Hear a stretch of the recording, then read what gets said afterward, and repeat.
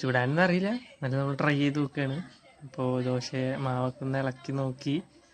അത് കഴിഞ്ഞിട്ട് നമ്മൾ ദോശ ചുടാനായിട്ട് പാൻ എടുത്ത് വെച്ചു. എന്നിട്ട് കുറച്ച് വെളിച്ചെണ്ണ ഒഴിച്ചു. വെളിച്ചെണ്ണ ഒഴിക്കണോ വേണ്ടതെന്ന് എനിക്കറിയില്ല, പക്ഷെ ഞാൻ ഒഴിച്ചിട്ടുണ്ട്, എങ്ങനെയാണെന്ന് എനിക്കറിയില്ല. അങ്ങനെ വെളിച്ചെണ്ണ ഒഴിച്ച് കുറച്ച് അങ്ങനെ ഇങ്ങനെയൊക്കെ ആക്കി.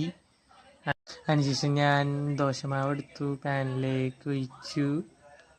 എന്നിട്ട് ജസ്റ്റ് ഒന്ന് ഇങ്ങനെ അങ്ങനെ ആക്കണ സമയത്ത് ദോശമാവ് ആകെ കൊള്ളായി. അങ്ങനെയല്ല, എൻ്റെ ആക്കേണ്ട രീതി അങ്ങനെയല്ലായിരുന്നു, അത് കാരണം കൊണ്ടാണ് അതങ്ങനെ ആയത്.